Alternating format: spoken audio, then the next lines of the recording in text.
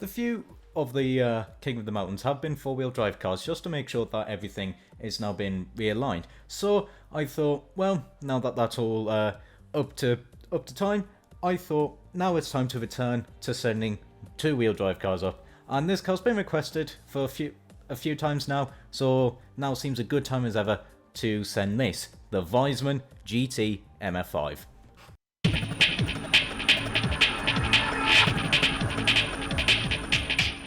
Alright lads and lasses, I'm Eccentric, and yep, Forza Motorsport 4, King of the Mountain, this time with rear-wheel drive cars. Yeah, this car's been requested, I think, a while ago, and I never got round to it, sorry. But yes, finally, the Weismann is going to be sent up for Jimmy Kaido. This is the 2010 version. I thought I'd go with the 2010 because I think it'd stand a little bit of a better chance than the 2011 version. There it is. Yeah, just for the fact that 2011 is, what's that, almost 20 PI higher, and it's practically, well, supposedly worse handling, worse, well, same braking actually, but I think the older one will stand a better chance than that one. I could be wrong though, could be wrong, but let's get straight into it. Aspiration is normally aspirated from the looks of things. I could stick in a twin turbo if I needed. Oh wow, that immediately shoots up the speed to 10. I'm not going to need a twin turbo on this thing. This should have enough power. Wow. Alright, okay, that is a that is actually a really cool wing. I do like that. Yep, that's going on, of course. That's a 5 litre. I think it's possibly, I don't actually know how many cylinders it is. Probably, oops, bollocks. Possibly 8 or 10. Hang on a minute, I'll be able to, because I've ballsed up, I'll be able to find out quickly for you. And that's a supercar. It is a V10. Cool. 5 litre V10. It's actually decent power as well, 500 horsepower. Okay, so race tyres add a lot of PI, but has to be expected. 325s at the back. That's what I like to see. 285s at the front. Yep, this is looking good. Gearbox I'll leave for the time being. I'm going to want a diff. I'm going to go for some race brakes. Put on springs and dampers. All of this. Now, what? I can put on sport weight reduction. I can't get on race. That's a little bit of a shame because that removes £500 off the car. But sport is 17 PI and it removes £250. So I'm in a big dilemma because the question is, how much are the performance parts going to add? That's 5. Right, okay, so that's 10 PI. I can remove. Oop, left bumper's not working properly. I can remove weight here. I think I'm going to do that actually. I think I'm going to remove the weight with like exhaust ammo though, because that's 33 horsepower. And okay, so I'll get 33 more horsepower. Well, I could probably sneak on a little bit of horsepower. Hang on. Left bumper. God damn it. It's not working properly. Right, hang on. If I go back to 500, put on sport weight, 506. Okay. So 507 horsepower is what I can get away with, but the car weighs 2,800 pounds. So that's 100, basically 150 pounds lighter, but I lose about 25 horsepower. Okay, that's a tough call, to be honest. See, the lighter weight obviously has its benefits of the car's going to be quicker accelerating, the car is going to be better around the corners, the braking is going to be better. The only, well, I say the only disadvantage is the top speed's going to be a little bit low, but that doesn't matter. It's going to be fast accelerating overall. I mean, more power's going to be faster accelerating overall, but it's also going to be, I think it's also going to, well, it's going to improve the higher end acceleration as well. The thing is also, because this is all uphill, I'm going to go for more power. I'm going to go for a bit more power, because we still take off a good amount of weight Like, the car is, what, 3,000... What was it, like £3,080? So from just all the weight reduction, we take off roughly £100. So that's not too bad, and we do get over 400 foot-pounds of torque and 533 horsepower. Yeah, you know what? That's what I'm going to go for. I'm going to go for this build. So there we are. It was a relatively quick one. To be honest, when we look at the stats-wise, 533 horsepower, 409 foot-pounds, £2,900 and 2,990. You know, that's actually not a terrible power to weight ratio. I'd probably have to do some maths to work out which is actually better power to weight ratio. Actually, I'm going to do that. Hang on, be right back. After a little bit of maths, I found out the power to weight ratio. It is slightly better if I go for sport weight reduction, but it's like less than 1 horsepower per ton. So honestly, I'm not that worried. Plus as well, I might be able to do a little sneaky bit. Oh, true, actually, I've got the flywheel. Oh, I can take off £7 with these, or I can take 1. So I can take out actually a little bit more weight with these. £7. Yeah, you know what? We'll go with them. Why not? I've lost. Where's Racing Heart? There's Racing Heart. Found it. Right, okay, £7. So, there we go. Now that I've managed to find that, that should make the... Yeah. So it is actually still pretty good brake horsepower per ton. I think it came out to about 393-ish horsepower per ton. So yeah, this is the Weismann done. Let's have a look at it stat-wise. Well, actually, just before going to it, the entire thing, the stats-wise, it does look very damn good. Actually, squeaky chair. Good handling, 6.8, 7 braking as well, speed of 8.3, acceleration, and the launch as well seems pretty damn good.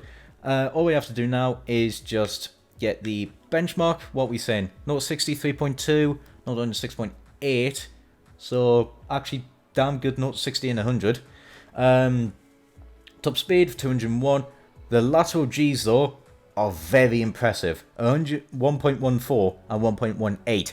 So that's a good sign. It does get better handling as the speed increases. Braking distance as well, under 300 foot, 400 mile an hour. You know what? I think this could actually be a seriously good contender. I reckon this could be seriously good. I'm gonna go, throw a rough guess, 4 minutes 34. Probably, no, that might be a little bit too. I don't know. I think that might actually be quite doable for this car.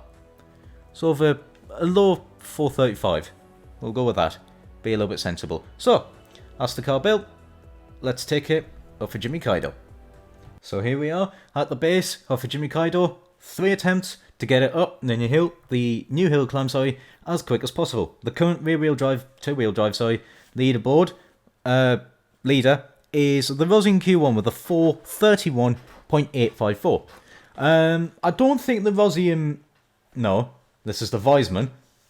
I don't think the Weismann will quite get there, because that Rosium was just, I think, a lot lighter. Yeah, sure, it had less power, but it was just a lot lighter, and it had incredible levels of grip, that it really didn't matter.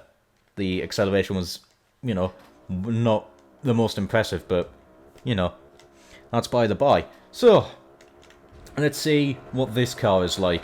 We've got good tyres, good handling overall, so let's see what it is. Off the line, we are actually pretty damn nicely up to speed. Let's try and get you through turn 1, trying to get some handling characteristics. I turned in a little bit too early there for turn 2. That's alright by me. I'll be able to improve that for run 2. Okay, so first impressions, that front end is turning in absolutely lovely. This is good to see. Really good to see. Back end stepping out a little bit there. However, nothing uncontrollable. 98 miles an hour around the, off the red crest there. Again, a little bit of oversteer. However, nothing that I really can't control. Oh, that was a silly downshift for me, I think. Yeah, it was a little bit of a unnecessary downshift. Thankfully, this car isn't turboed. It's just naturally aspirated. So, I'll be able to get away with leaving it in the higher gears just to keep the car a little bit more stable. However, oops, I don't actually think I need to really worry all that much about stability. The huge tyres at the back, 325, and the fact that the car is under £3,000 with good power, it really is helping the car actually get out of these corners nicely. Third gear is... okay, third gear isn't quite optimum for every single corner, but it isn't a bad gear. I will give it that. It's got a pretty damn good gearbox. That was a little bit of a mistake for me, a little bit unnecessary. But, you know, I've got to learn the car some way or another, see what the limits are. And tell you what, the limits on this Weismann is quite high, because it is very good. I'm being a little bit blinded by the dashboard. That's one downside. Just don't look towards the middle. That is bloody blinding. That's the near where the rev thing is. God. Right, okay. Ooh, again, just a little bit excited to get onto the power. I was there. However, the Weismann actually dealt with it nicely. That's the thing. It's actually dealing with this power delivery from me being a little bit over. Is it exuberant? Yeah, that's good enough. Probably the complete wrong word to use, but I'm going to use it now. Damn it, because I barely passed English GCSE, so I'm going to use it anyway because I'm daft like that. Tell you what though, this Weismann sounds absolutely glorious. That V10 is fantastic. Actually, to be honest, I might have to Google Weismann after this video. I wonder if these guys are still going, because I think they were in PGR3, and then obviously they're in this, and then I've not seen them in another game since. At least I think they're possibly Gran Turismo. Actually, were they in Gran Turismo 7? To be honest, I've never even looked at the car list for that game. Oh god. Right, okay, let's try and get it up the mountain a little bit. The waterfall car park there. Again, no issues. Let's put you down to second. Yeah, the gearbox in this car is lovely. There's not a single corner where I am having to fight with the gearbox to actually find a good gear to get out of the corner. Is third gear right in there? Yeah, third gear isn't too bad. All I need to be mindful of is obviously just when I shift down. I kind of want to keep the car as stable as possible. Use all of that power. What's the power band? Actually, not too terrible. That's another bonus. Right, okay. I am going to put you... actually, no. Second is the bad call there. Leave it in third gear. Alright, okay. Fair enough. Turns out third gear is actually a very universal gear for this car. Works on a hell of a lot of corners. More than I was expecting, to be honest. What are we doing? 132 miles an hour. It's, I think that's about average for rear-wheel drive cars. Because, well, all of them are a little bit faster in a straight line. Better straight line speed than the four-wheel drive cars. Obviously, there were a few exceptions for the four-wheel drive cars, but on the majority, they were a little bit slower in the straight line. All their speed basically came from the handling, getting the vehicles out the corners. Yeah, it was a very scruffy run for me, having to learn the car, and it's a 4 minutes 38. So there's still plenty of time in the car. I definitely do think that now that I know that now I know about the gearing, I know that the car's front end is actually really nicely turns in. The rear end is actually more planted than I was expecting. I am able to actually get away with more than I really think. So I'm going to be a little bit more aggressive for this run, make a few less mistakes, be smarter with the gear selection. There we go, that was much better through turn 2. Let's see now if I'm going to be able to carry the speed up. Yeah, the straight line speed is lovely as well. This is a fantastic car to drive. Well,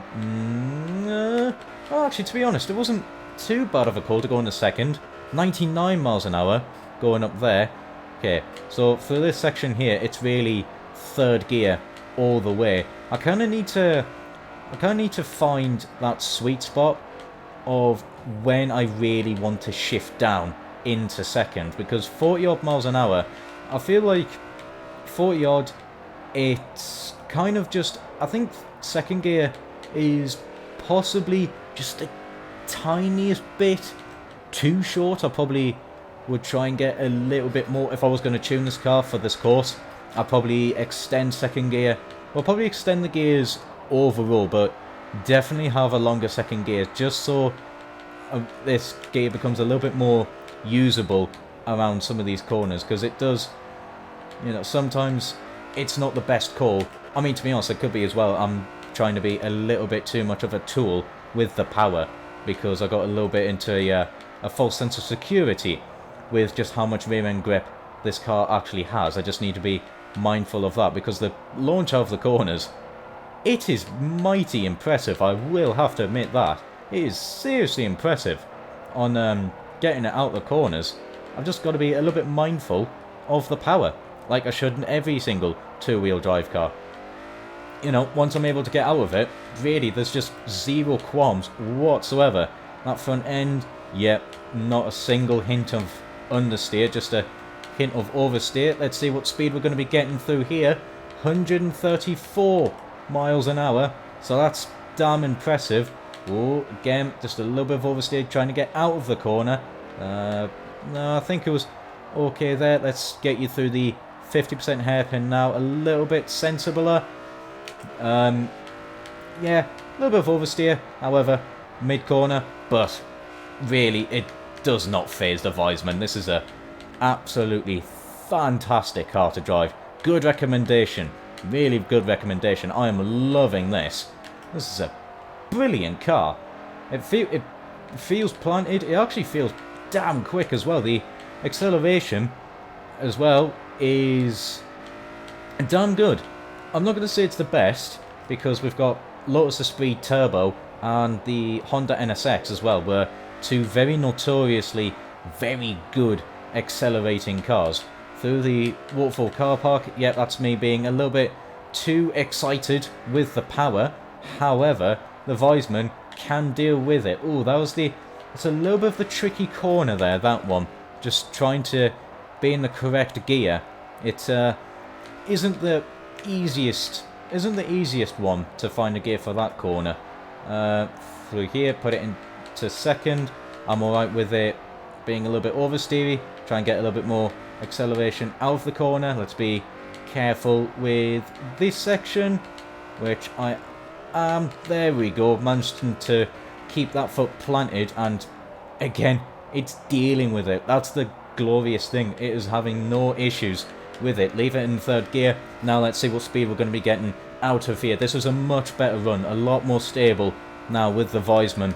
This should be a good time, I reckon. This should be impressive. Again, 133 miles an hour. Keep it in third gear. We're fine through there. Oh, the tiniest hint of understeer. I probably tried to attack that corner with too much vigor, but you know, it's nothing too bad. Oh, the little crest there did cause a little bit of problems. I think I am in the wrong gear for these couple of corners though, but we're fine. The Weismann is dealing with it. Again, a little bit of oversteer. Much better run this time. Much better run. Oh, I'm pressing the wrong thing to actually input the time.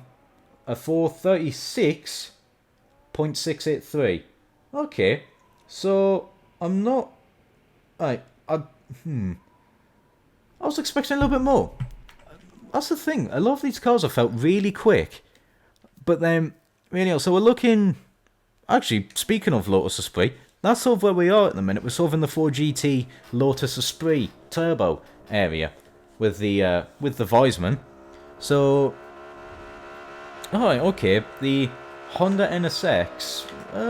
Will I be able to compete with it? I'd have to get an absolute flying run with this car. Really would have to.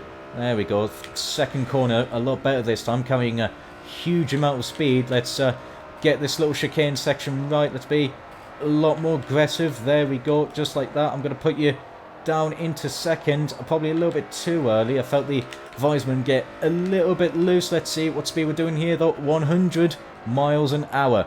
So I did manage to make a better corner out of that one. Managed to get a better exit. Just a little hint of oversteer, letting the Weismann down a smidge. Yeah, it's the little crests, as expected, are just unsettling the Weismann. But, again, I do have a hell of a lot of confidence with the car, so it kind of doesn't matter that the oversteer is there over the crests, because, well, it's just so planted, really. I say that as I get a hint of oversteer. Felt a little bit more like slip angle, really, to be honest, but I know it wasn't. I know the back end did step out. Ooh, I probably should have shifted down into second there. I am going to for this corner. Let's get it out of this corner. There we go. That's really impressive stuff. Let's see if I can cut this corner as much as possible. Oh, the back end stepped out a little bit. Did catch it, though, and wasn't on too bad of a line to actually get it through the first of the 4 hairpins. So, you know, not actually too displeased with that. Again, let's just keep it nice and smooth. Get it out the corner nice and smoothly as well. And there we go. Nicely done. Head up towards the this left-hander before the river chicane. Let's see what we're able to do here. Again, it's just it is just a lift through that section. 117 miles an hour through that corner. 134 miles an hour before we have to slam on the brakes. Head up through this right-hander. One more just before the 50% hairpin. Let's see if we are able to carry good speed through here. That front end really turning in nicely. We're out of that corner. Really damn good. I'm impressed. I really am impressed with this car. Oh, again, though I'm being a little bit too excited with the power. However, it's just so controllable. That's the impressive thing with this car. Just got to try and keep it all together, though. That's the thing. The crests, obviously, being notorious. This corner where a lot of cars have understeer problems doesn't faze the Weismann. Really doesn't faze the Weismann, which is really damn good going. Waterfall car park now for the final time for the car. Again, nothing too bad. Just minor stepping out of oversteer. Right, okay, I am going to put you into second. Just use a little bit of the shifting down deceleration, which actually really did help the car get through that corner, I will admit. I think I didn't really touch the brakes through that corner. I'm going to put you into second again. There we go. Front end really sticking with it. Oh, just a tiniest bit of oversteer I had to catch there. That's going to cost a fair bit of time and put me all out of shape for this section. Gather it all back up. Just keep that foot planted. Want to get as much power down as possible. Oh, that was really bad through there. Understeer on the brakes. Really didn't grip together through that corner. That's again going to cost some time. Let's have to get this final 10% absolutely spot on with the Weismann. Yeah, a little bit down on speed there. Not by much. However, you know, time has been costed on this run. There we go. That was a little bit better. I felt the car sort of... I saw the car sort of bouncing there, which is a little bit concerning, but excuse me, you know, nothing too bad. I'm going to put you into second, see if we can get you out of these corners fine. Yep, we can. One more left-hander, just one more corner to go. I think this one might be a little bit slower. Keep it all together. Oh, it's quicker. It has gone quicker. A 4:36.0. Damn, that's impressive. I'm pressing the wrong bloody thing on my phone keyboard to get all the times together. Yeah, that was a much better run. A few mistakes, I think. Just the definitely the understeer on the brakes there on the uphill hairpin did cost it. Possibly, I think 4th place there. I think this could have beat the NSXR. I really do think that. Well, there we go. Let's see what that's done with the leaderboard. So, after the 3 runs, the Weismann has found itself in 5th place, actually beating the Ford GT that held on to first. For quite a while. Not quite getting there with the Rosium. I expected that, to be honest. I do think that if it wasn't for the understeer on the brakes as we head up to the that long uphill straight, I do honestly think this could have beaten that NSXR. However, because it didn't, it is in 5th place and 2/10 slower. I do think that 2/10, it just got a little bit out of shape just towards the end a little bit. I think that was a little bit of a problem. I know I was on the power a little bit, but as I went in, the back end just let go a tiny bit, which did cost it, put it all out of line. And yeah, then just the understeer. Once I went on the brakes, it didn't quite grip, and sadly, that does happen. But honestly, it was a fantastic recommendation. This car, this was absolutely brilliant. Really did love it to drive. Well, I'm going to call it there for a video. Do hope you enjoyed as well. All feedback is appreciated. If you do want to suggest a car, there's 2 methods you can do it. Either feel free, leave a recommendation in the comments, or you can join my Discord with a link in the description, and you will be able to send me a car there. It's up to you. However, that's it from me. Take care, and ciao for now.